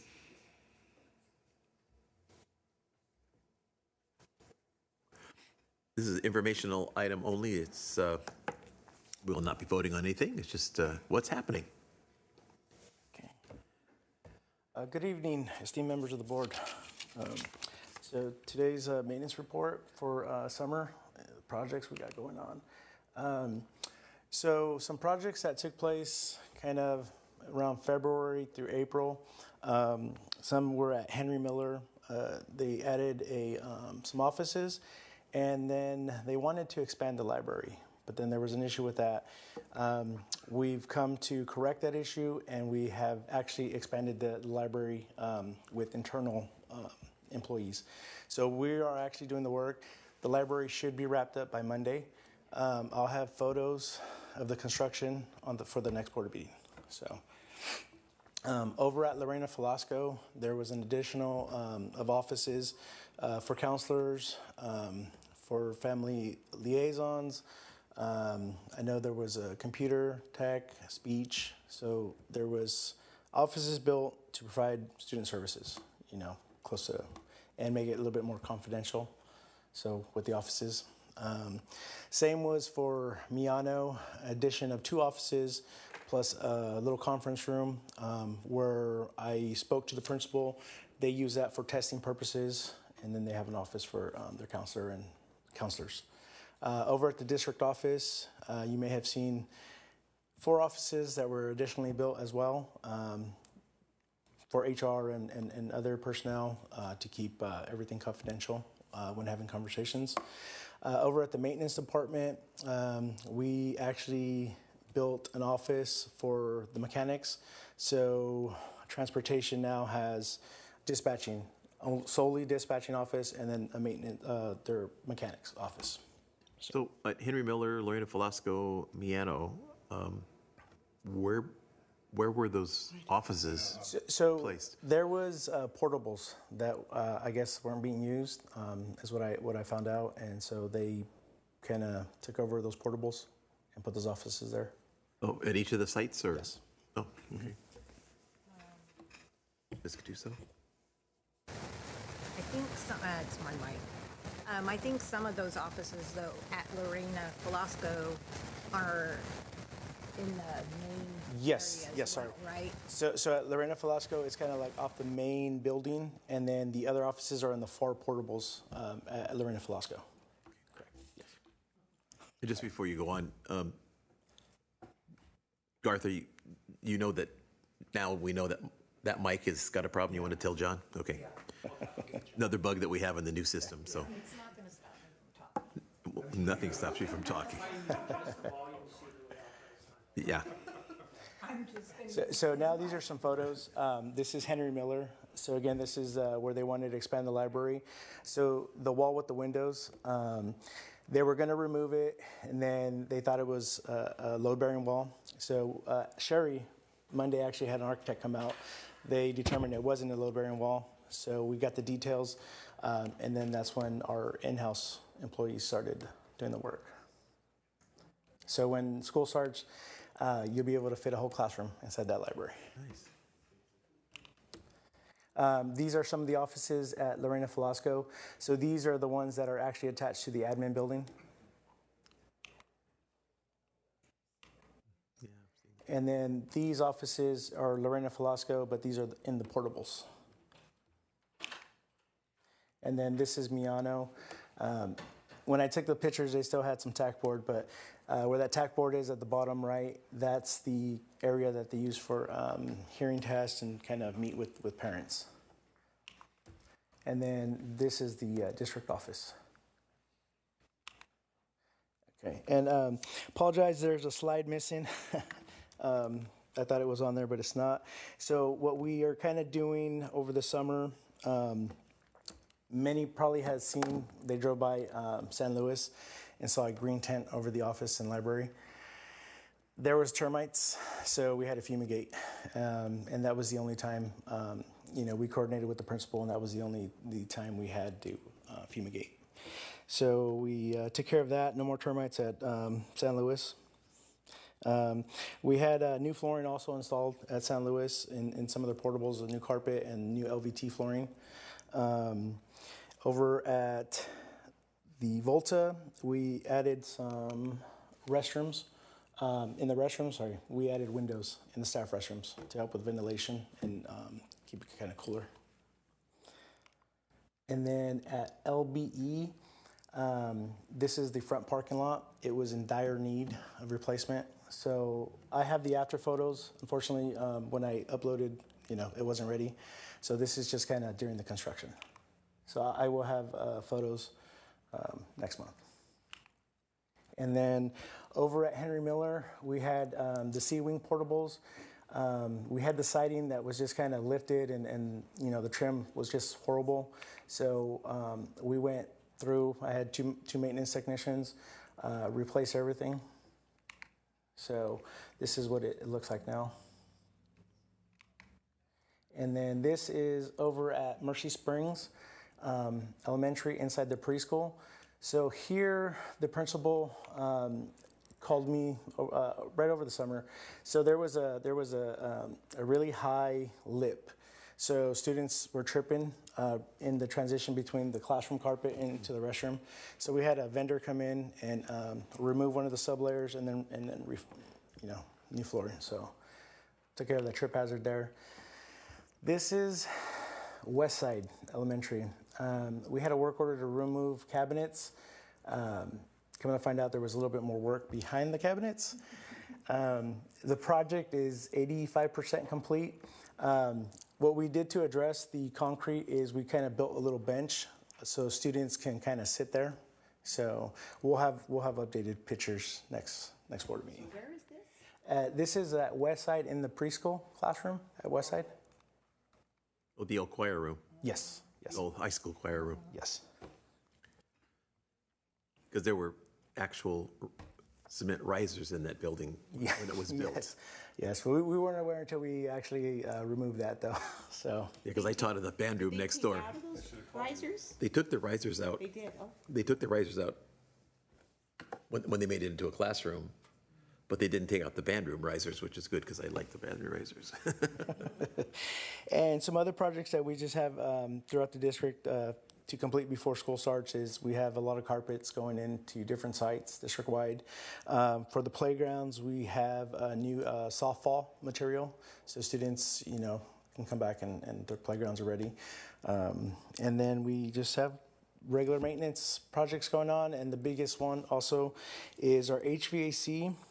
So at Westside and Henry Miller, they're receiving new HVAC equipment. So this project started right at the tail end of when school was released. Project will be done before school starts though. So I'll have some photos of the equipment being craned onto the admin buildings, gyms, and then some of the board units being replaced. Ms. Veldale? For one, I appreciate this report. I love seeing what's happening because I wasn't aware of all these things going on. It's nice to see that we're updating our things. Remind me again, what's the limit before we have to approve something? I was just looking at LBE's new, and I remember the back costing so much money. Well, The actually, front must not cost that much money. So LBE was 74,000, and that one was actually brought last year. So it was an issue with scheduling with the contractor. Oh. So, but they honored the contract price. So, yes, that was supposed to be done. What actually is the last- limit for us the board having to approve? I forgot. Is it 75 Is it 50? 50? or 50? It's 50,000. Yes. All right. Okay, that's all. Thank you. Oh, Mr. Lee? Or any questions? Mr. Lee? The HVAC units you said were replaced at 2 schools? Yes. So we're replacing them at Westside and Henry Miller. And were they like done or were they still working? No, they're working. They're just old. So we just trying to be proactive with our deferred maintenance, so that way we don't have any issues during school. Do we have others that are needing the same replacement? Yes, district-wide. Great. Okay. Thank you. Thank you very much. All right, thank you. Great report. Appreciate it. Thank you. All right, on to item B, Secretary of the Board.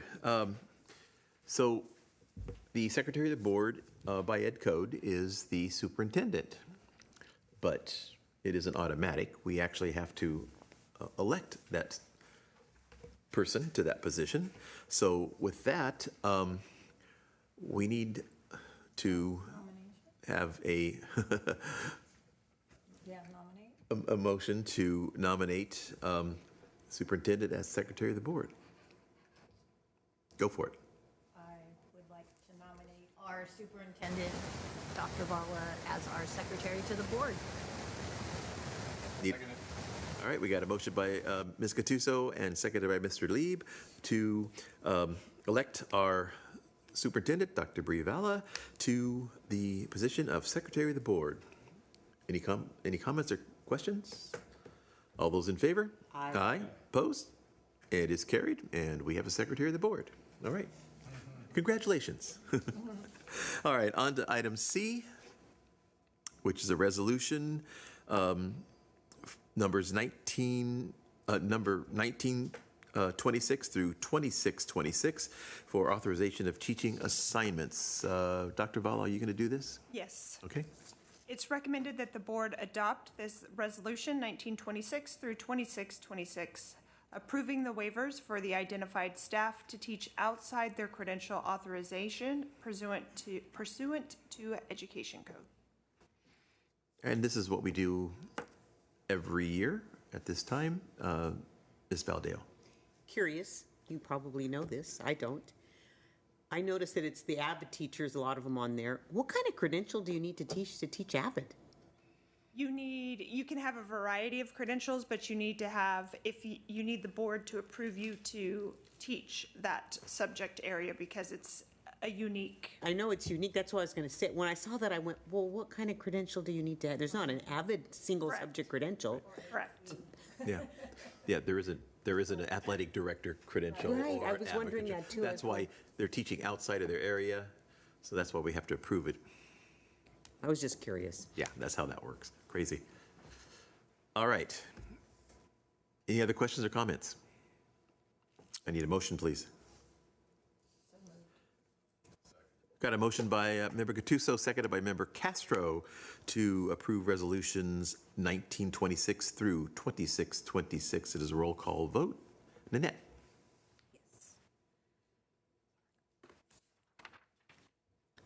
Mr. Castro? Mrs. Gattuso? Mr. Lieb? Yes. Dr. Moran? Ms. Smith? Ms. Valadeo? Yes. And Mr. Pereira? Yes.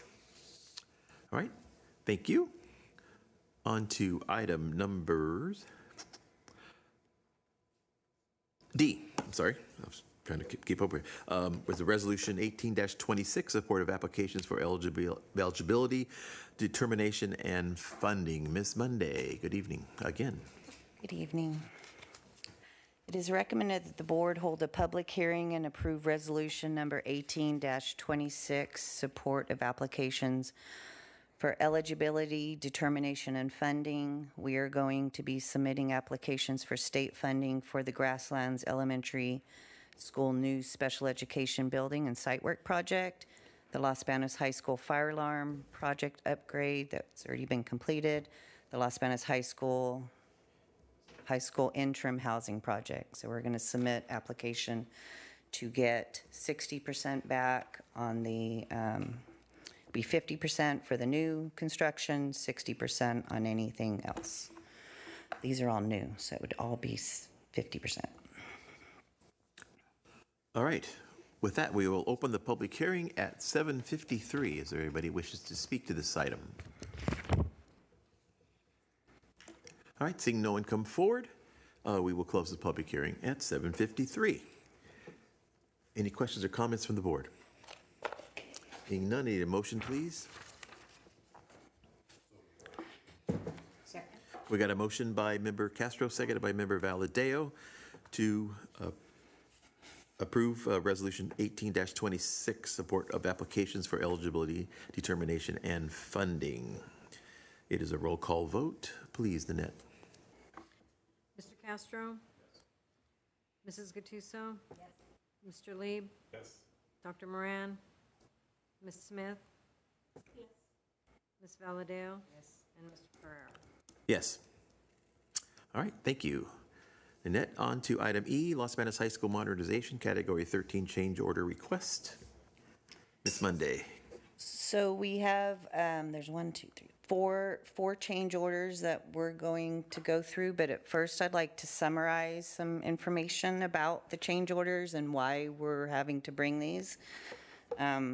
Excuse me, I'm just going to read this because I think this is all the information that you guys need to have.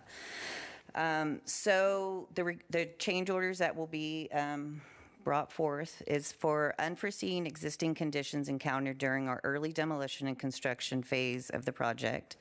While our demo activities are intended to expose actual existing conditions, modernization projects of this nature also provide the opportunity to accurately assess the extent of the severity of concealed hazardous materials, deterioration of existing building components, abandoned utilities, and undocumented structural and site conditions that could not reasonably have been identified during the design, development, and pre-construction phases.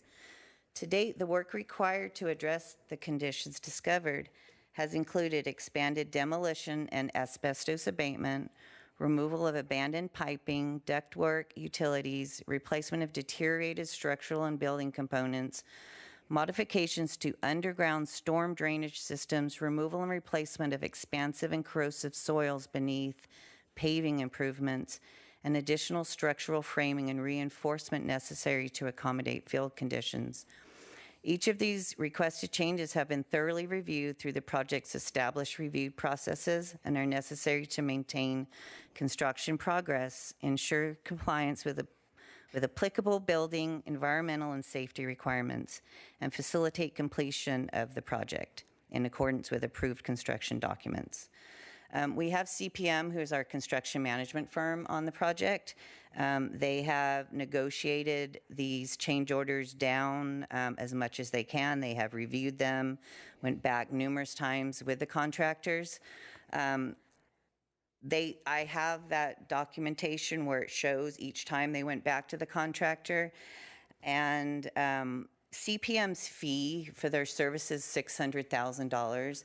They saved us that in 3 change orders during just these 4 I'm bringing to you. So they're definitely paying for themselves and helping negotiate these change orders for us. They're helping us figure out what has to be done, right? We would like to do everything. We can't do everything. We don't have the money to do everything. So they're able to, like the pictures I showed you, they're able to decipher what we really need to do to make it safe, a feasible place for kids to go to school. So they've done a thorough review of these change orders. So we are recommending that these be approved. So I'll start reading them off now. I'm sorry, President Pereira, do you want to read like how you normally read the first part of it, or do you want me to go? So Los Banos High School Modernization Category 13 Change Order Request. Yes, it is recommended that the Board of Trustees approve change order request RCO 13-02 for BDM Incorporated for the Los Banos High School Modernization Project. I just have one request. Yes. One question. Yes. And this actually pertains to some of the upcoming change orders. I see that this is for Building H, and I noticed a couple other ones are for Building H.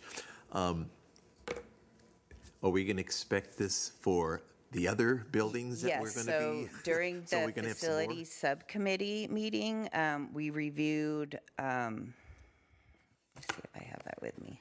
We reviewed what is to expect to become, so this is H wing. Mm-hmm. We expect one for J, we expect one for K around that same amount. So The electrical, yes. we'll be seeing something similar to this You will be seeing in the something future. similar, yes, after it goes through the facilities subcommittee. All righty.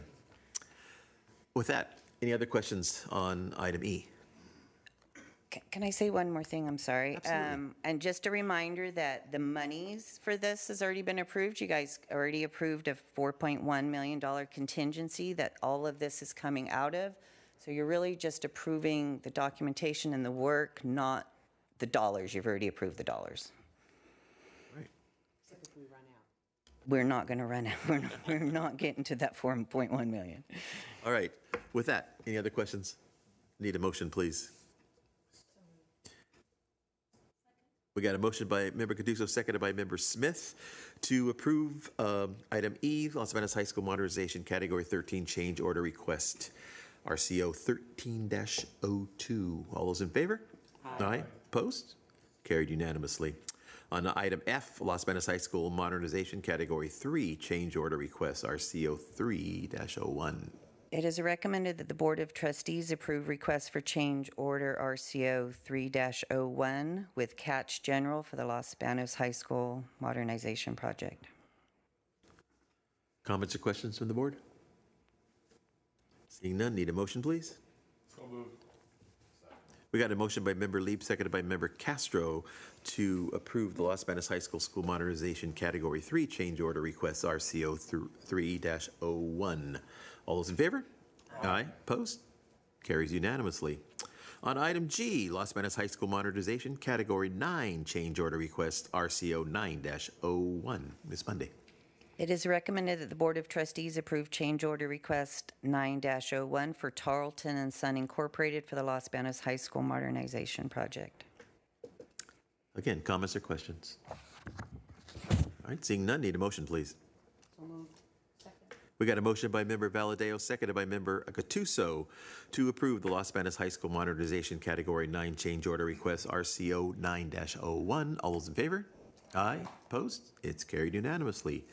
On item H, Los Banos High School Modernization Category D Change Order Requests, RCO D01, D02, D03, D04, and D05. Ms. Monday. It is recommended that the Board of Trustees approve the change order request RCO D-01, D-02, D-03, D-04, and D-05 for Category D with IDR Incorporated for the Los Banos High School Modernization Project. Again, comments or questions?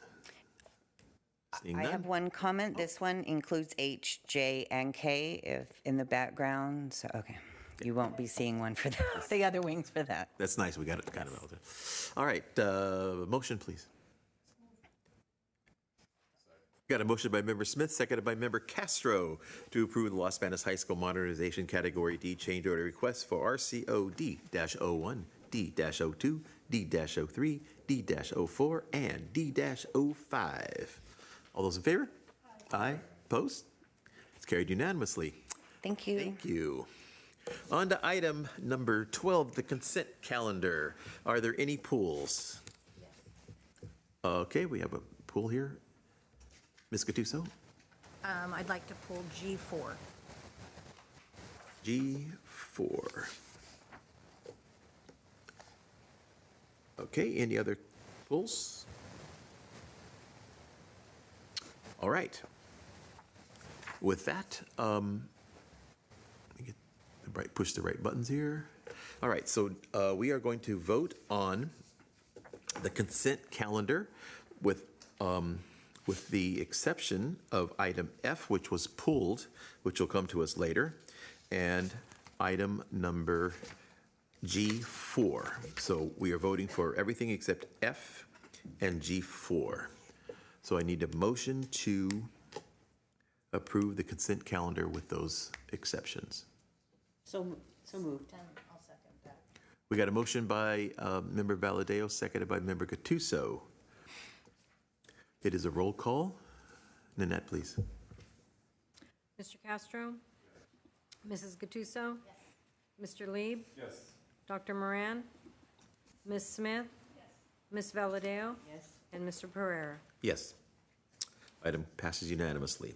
All right. We have pulled item G4. Ms. Gattuso pulled that, so you get to speak to it. Ms. Gattuso. So this is a contract with ProCare Therapy. On it, I have no issues with the contract as it relates to the services, but the section for payment, it says that the company will submit invoices weekly, on a weekly basis, and payment then will be due in 15 days. So every week, a new invoice, and to be paid in 15 days, which I checked with with Mel about this, and there's no way that they'd be able to guarantee that those checks would be sent on time. So I just think that we might need to take a look at that and change it to net 30 if possible, and so that's why I pulled it. So I don't know what you'd like to do as your next step in that. Dr. Bella.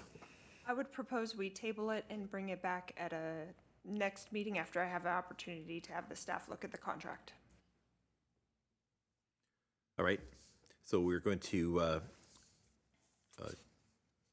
on item G4, we are going to refer that to a future board meeting and for action at a later time.